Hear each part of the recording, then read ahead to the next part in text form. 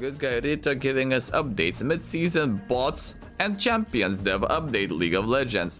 So let's see what are they going to do about the bots, because bro, as far as I'm concerned, when I'm playing at the depths of Elo Hell, which is Iron, Bronze, and Silver, like bro, we see bots, the lower the Elo, the more bots you see, but statistically in every 1 out of 5 games, easily, especially in Iron, specifically in Iron, and those bots are Janna, Yumi, and Soraka, these 3. Always a support. So I'm curious what they're going to do about it. Also mid-season, because realistically, it should be mid-season, you know? But we know that it's not going to be mid-season, it's going to be the end of season. Because the end of season is in the middle of summer. So let's see what Erito is talking about. Let's see what's new. Hey everyone. What's up? I'm Andre, also known as Medler. I'm Jeremy, aka Riot Brightman. Now, today is Monday, April 17th, and we're back for our 4th of these dev update videos. 17th of April. By the way, today is 28th of April. So they're kinda 2 weeks, well 11 days in production to make this video. Yeah, I'm starting to see a pattern, bro. The previous videos didn't take so long, you know? We have a lot to cover today, and to help us do it, we're going to be joined by a familiar face to many of you, Ryan Reeve Morales, who will be talking about new champions and the upcoming 2v2v2v2 game mode. Nice. Before we get to that, let's talk about mid-season, ranked reset, itemization changes, and some quality of life updates. Okay, for the first time, we're doing a partial ranked reset in July before starting the second ranked split. Yeah, that's what I was talking about, bro. The season ends in the first, wait, say ends in the middle of July? Hold on. First time, we're doing a partial ranked reset in July before starting the second ranked split. We've got a blog from last November where we go into all the reasons why and details, and we'll link that in the description of this video. But we'll use this mid-season to make some adjustments to game systems and content. Not at the scale of preseason, like when we redo the runes or item systems. Or the jungle, every time. Or the jungle, but actually, for real, bro, leave the jungle alone for once. Also, but how about we don't leave jungle for at all? How about we remove that thing where I'm doing less damage in the enemy jungle? If I'm invading, bro, I'm being given a handicap. Like, what's up with that? Sure, new players are afraid of it, but bro, welcome to the jungle, you know? it's going to be a bit more than a standard balance patch. Now, the biggest focus of the mid-season this time will be on itemization. At a high level, we're not very happy with the current state of mythic items as an overall system, and based off your feedback, neither are a lot of you. Therefore, we need to find a better direction for them. So mid-season, we're going to be testing some stuff out. And we're going to be trying that through changes to ADC mythic items, some overall changes to lethality, working on game health there especially. And Thank you. Please tell me we're bringing back lethality into the game. Because as far as I'm concerned, ever since the durability patch, lethality is cringe for the most part. Durability got replaced by crit items. And on what champions do you build crit? ADCs. ADCs are overpowered, bro. If you can peel your fucking ADC, bro, you'll win the game. It's just that simple. But brother, the jungle meta for the past 6 months was gang bottom, go jungle. Your objective is done. Yeah, then step 3, repeat, gang bottom. You might be thinking, you go jungle. No. Again, you gang bottom. And that's how you win. Just peel your ADC and you win. It's that simple. and starting an update on enchanter items to be more satisfying and fun to use. We're then going to take the learnings from that work to inform our future plans for the item system as a whole, likely meaning a bunch of other changes in preseason. If we're seeing a lot more promise in mythic items after those changes, we'll commit to that, we'll reinforce that newfound direction. Good. If that's still not working though, we'll then explore some much more divergent approaches, radical changes to how mythic items function and why they're there, or potentially just removal of mythic items as a concept. We'd keep a lot of the items around, but take out the restriction, etc. Imagine removing, we'll keep the items, remove the restriction. So imagine you are not locked into one mythic item, because mythic item doesn't exist. But I'm pretty sure they will do the exactly same that they did with Infinite Edge. You cannot buy Infinite Edge and the other items, like for example Spear of Shojin, at the same time. It's going to be one of those. But just imagine the idea where you can just stack the items which were previously mythic. So you're getting Heartsteel, you're getting Kraken Slayer, you're getting what else? Jack Show. Oh my god, bro. Just stack every single mythic item on Malphite. Best of luck, bro. And retune their balance. Beyond that, a couple of other things to note for the mid-season. This is when the Ivan mid-scope update that we mentioned a little while back is going to come out. And it's also very likely that we're going to ship buff sharing for the red and blue jungle buffs. For everybody, not just when Ivan's in the game.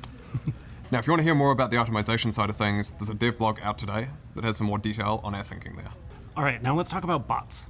And actually today we're going to talk about two kinds. The bad kind and the good kind. And the ugly. What do you mean the good kind? How do you see this as a good kind? I'm just real curious. Straight up, how do you see bots as a good kind? Where they are ruining the experience of a player, you know? It's supposed to be a social game. 5 versus 5. 5 humans versus 5 humans. Sure, maybe I'm being optimistic and calling the players humans because based on my vast experience of 10 years in League of Legends, I can see that not all of them are humans. Just because you play League of Legends doesn't mean that you are capable of being a human, you know? So I'm real curious, what do you mean that we have good kind of bots? Ugly. I previously mentioned that we'd be investing in removing unwanted bots in your games. We recently conducted a major bot banning wave, so you should see less unwanted bots in queues, including in ranked. Now, we do these bans quietly and in waves, so it's harder for bot makers to respond to. So that's why we don't often talk about these. But we're still working on it and working in this space. We'll share more updates on that in the future. Okay. That was said a hell lot of nothing, bro. A hell lot of nothing was said right now. Now let's talk about the good kind of bots. The kind that you actually want in your games. Doom bots. I remember Doom bots. I want fucking Doom bots. That's what I want. We've brought a new team together focusing on improving our bot AI. We want to build... What do you mean bot AI? The bot AI, bro. I need Doom bots back. Bring back Doom bots. Hey, make Doom bots great again. That was insane. Bots that will help new and experienced players alike practice and get better at League in a lower stakes and less stressful environment. What do you mean less stressful? But like, what do you mean less stressful? It's already stressful in the real game where you're playing against 5 players. Now to lose the game is already stressful. So that's why if you want to practice a champion, you go into AI, you go versus bots. But if the fucking bots are capable of beating you, that's even more stressful, bro. And losing to a human, sure, he was just better. It was just jungle gap, you know, the classic. But losing to bot? Yeah, this will definitely complement League of Legends players' egos. I'm just saying. Improved bot AI systems will also give our devs new tools to work with and open doors to new content. We'll be testing these new bots on PBE later this year and would love your feedback. These new bots also can order pizza and have it delivered to your house anytime you want if you just ask them. So you just discovered ChatGPT. Good job, Riot. It's pretty cool, right? Yeah. Is there a dev vlog about the pizza? There's a dev blog up today with more information on our goals for bot AI and what you can expect.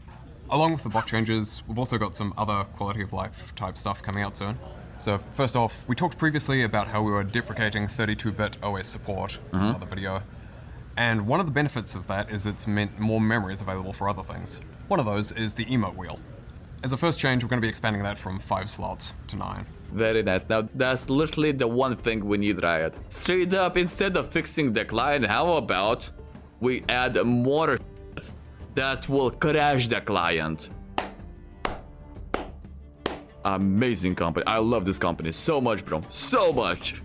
But we're also exploring some other further improvements to it at some point this year, which could include ability to favorite particular emotes or better ability to search them or multiple emote pages, that sort of thing. So if you have particular thoughts on what you'd like to see there, please do let us know. Yeah, a new client. Another thing we've been working on is re-enabling a lot of champion dialogue lines that have broken over the years.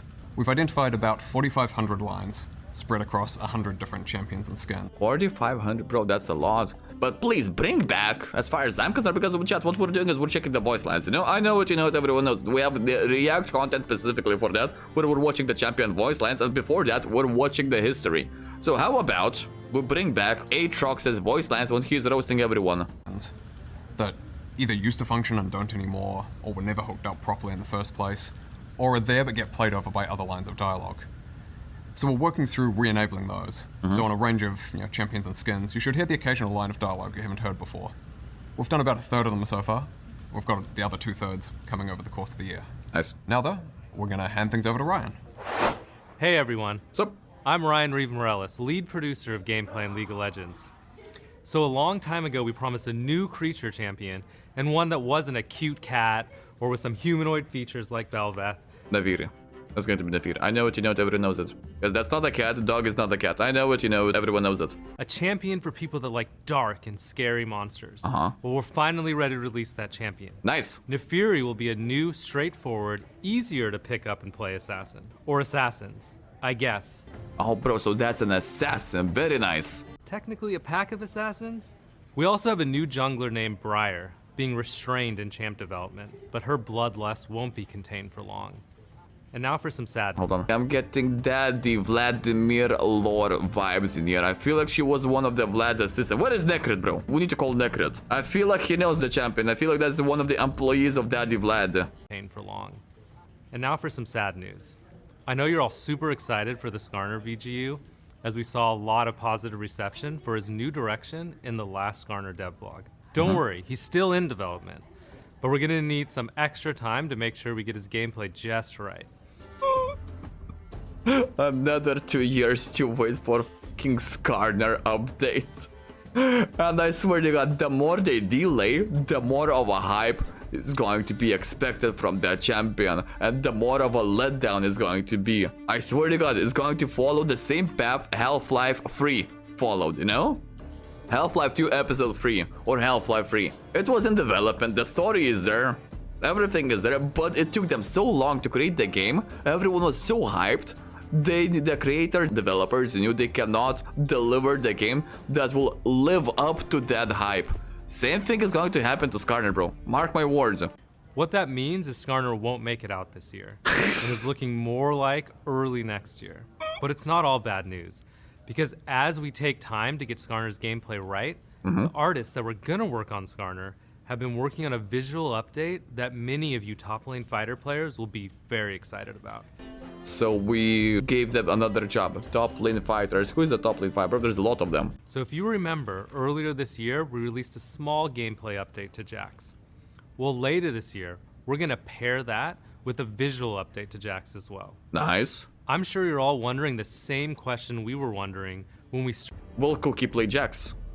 That's the question everyone is wondering. started working on his new look. I wonder if he had a real weapon. We'll keep wondering, because we sure as heck didn't give him one. We did give it more meaning, though. Jax's weapon is now a lamppost from his hometown. But boy, Daddy Jax has been hitting the gym. Bro. 3 fingers, yeah, that's a Caffeine troll. That was, oh my God. Daddy Jax, yes, Jesus Christ. And now imagine placing a small Annie next to him, or Emilio. Bro, I'm getting such a nasty vibes in here. I will main this champion. I will main this guy. Jesus Christ, he's fucking ripped. Town of Acacia, before it was swallowed by the void. It's the last thing he has from home, so he never lets it out of his sight. But that thing is huge, so we can't possibly hold it. And it was his pre-workout. Call the police, someone. And a real weapon at the same time, so he just uses it as a weapon instead. Look out later this year for Jax to finally get his long-deserved visual update. Nice. You can read more about all of the champions in the champion roadmap, which is out right now. Now I want to give a little update on the 2v2v2v2 game mode. Very nice. Which we're going to ship with the big summer event this year. We are also building a completely new map from the ground up to support the mode. Oh, this looks nice. Can't wait to hear what you think about it when you get to play it in a few months. That's it for me. Here's Riot Brightmoon and Medler. Now, before we go, I want to remind you MSI is coming up. And there's an MSI State of the Game esports video out today with our global head of League esports, Naz Alataha. She and I talk about everything we're doing for the event, including ink shadow skins, info about watch rewards, and details on the event itself. Beyond that, if you're interested, please don't forget to check out the dev blogs we've got on AI bots, itemization, and the champion roadmap. And as always, we'd love any feedback you have on these videos in terms of content we cover, what we don't cover, overall format, etc., etc. Thank you all, and we'll see you next time. Thanks for listening. Thank you, Riot, for making these videos. Like, I swear to God, this is how you communicate with your audience, you know? What is the mid-season roadmap? Show me the roadmap. The lone assassin dies, but team survives. As previously mentioned, Fury is meant for those who want to focus on the hunt. The assassin role can be intimidating once you pick up. No, just press button to kill people, that's simple. There's a lot of higher game knowledge required to ensure you when to roam and how to position well, especially knowing when it's the right moment to pounce and crafting an escape plan to get out alive. On top of all that, There is still mechanical execution on champions' abilities. We hope to lower the burden of that execution and allow much more concentration on the macro plays with Naafiri. Very nice. With the change to the assassin gameplay that Naafiri brings, we also built a lot of new tech to accommodate her unique gameplay thematic that should help her make it feel more alive, dynamic, and decluttered. We'll be sure to take time to pause. I see what you did right. And evaluate the results to see if there is any other champion who could benefit from a more extensive dive into the Doge tech during her release. Very nice, very nice, very nice. So okay, that's going to be priority, and Naafiri is going to be priority in here. There was a theory, bro, that a pregnant dog got the hold of the dagger that had darkened inside. That was Naafiri. And by the looks of this image, bro, these are small paws. These are very small paws. You know? That's not from the same creature, plus there's a lot of them. So now the mother died, but she picked up the dagger. Dark magic happened. Voila, we have Naafiri who is possessing lots of bodies right now. Lots of dog bodies. That's gonna be the dog. Yeah, it's gonna be very dog. How many dogs do we have in our house? 1, 2, 3, 4, 5, 6, 7. 7 dogs. Very nice. Very nice. Very nice. Is that not a deer? Or maybe that's a deer. Maybe you are right. Maybe that's a deer who was killed and eaten by the Naafiri. But I'm still going with the version where that was a pregnant dog. Because if you are taking one body, how can you take multiple bodies, you know? Anyway, I guess we'll see, boys. That's Naafiri, and this is the sating all insatiable hunger. Bro, this has something to do with the Vlad. Something has to do with the Vlad. While working on the Naafiri, game designer Glenn Riot to win, and so Anderson explored the tons of kids with fervent hunger. But the team felt like they were losing control over Naafiri's kids, so they decided to icebox what right undercover. Okay, I gotcha. Yeah. Fashion ambassador, logical. Anyway, yeah. That's what I'm talking about. Ideal of exploring an uncontrollable hunger. So vampire. What happens when sometimes that hunger takes over and the creature is allowed to feast on those who deserve it? A vampire. I'm telling you, bro, we're getting something from Vlad's castle. Luckily for us and for all Noxus, Briar has learned who is friends and foe. Briar, who is Briar? And is on the path of reforming now that she has insatiable hunger somewhat under control. The art and the artist from Ione, yeah, that we know that. A quick scanner check-in. Well, it's going to take another year, at least a year. He still doesn't have. Oh my god. Oh my god. Daddy Jax, yes. Holy shit, bro. Now that's a Jax I want to play. Hide your kids, hide your wives, hide your husbands. Bro, imagine the power you're gonna get against Andy and Millie, yo. And that's about it, the end of the roadmap for now, yeah.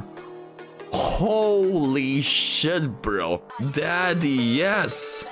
Look at that. Bro, he didn't skip the leg day. Oh my god. Base cushion or sexuality, yeah. I do enjoy the fact that you can have either the cloak or no cloak, you know? Like Rengar, I feel like it's a Night Hunter Rengar, where you can have a hoodie on or you can have no hoodie, you know? God damn, Riot. God damn. I am excited for Jax. Anyway, and that's the video.